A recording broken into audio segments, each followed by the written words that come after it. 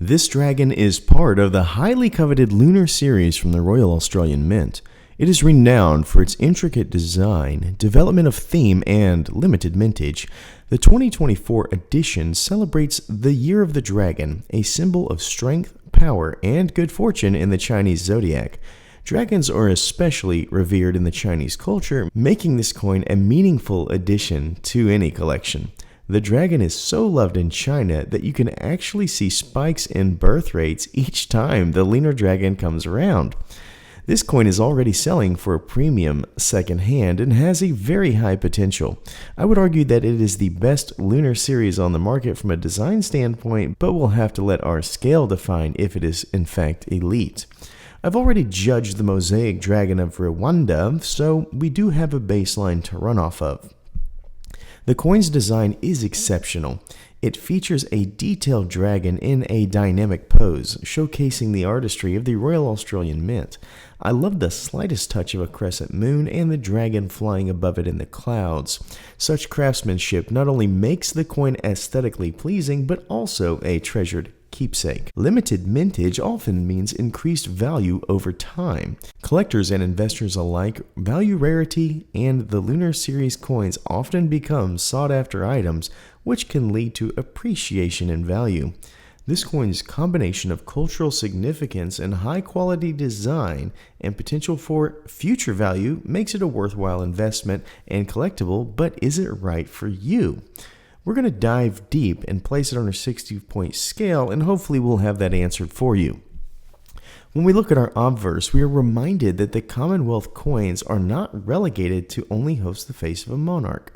This is a perfect incorporation of a national standard and incorporation of theme. I love it when mints do this, as both sides should tell a story. What we see here on the obverse is the lunar cycle unfolding in real time. I have a video over the order and lore of this cycle, which looks like this, but today we're on the dragon. The first animal in the lunar cycle is the cunning rat, which stands at 8 o'clock on this obverse. This is because, just like the rat, the designer was cunning enough to rotate the animals each year so that not only you could see the cycle unfold, but you could also see the highlighted animal on top of the 12 o'clock position. This is smart design. The quality of the design and strike is also rather supreme, and it scores a solid 9. The reverse is where the fun is. Here we have a dragon, and as you can see, he is flying. What you might ask yourself is, here we have a strong beast that can fly. Why was he not first?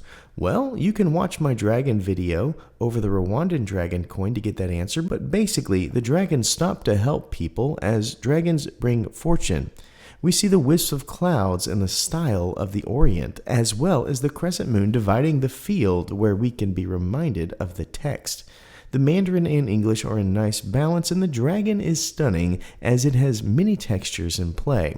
The dragon has hair, horns, teeth, underbelly, and spine that offer something different as far as a reflective texture. This is an elite reverse, and it scores a perfect 10. Now we move to mintage. The lunar cycle is a big deal in coins. Coins are a big deal in Australia. The fact that this series has a mintage of 50,000 speaks volumes, as the lunar series is probably more popular than even the koala in Australia, which has exponentially higher volumes minted. This scores an 8. Cultural significance is next. The lunar cycle has spread to many areas of the developed world. The more a nation is developed, often the more focus on heritage, culture, and art. In the States, New York and San Francisco come to mind when we think about lunar festivals. Australia has Sydney, Melbourne, Brisbane, and Perth, which all have large festivals, bringing in more exposure to the history and traditions of the Far East. Is this an Australian tradition? Not really, but is it something one can experience in Australia? Absolutely. I scored a 7. Now for collectability. The Lunar Series is one of the most sought after in all of bullion coins. There are literally watch parties just for the release of art in Australia for these coins. I've even seen them on YouTube. The anticipation is palpable, and the expectation is often exceeded. This being said, I have to score this a 10. Our last category is uniqueness. This is an amazing coin from an amazing series. Its design is absolutely unique. In theme, it might be as common as a burger and fries. There are tons of lunar coins and just dragon themed coins out there, but this one is at the top of the heap. So I score it a 7, which I think is fair, and brings us to our final thoughts and score.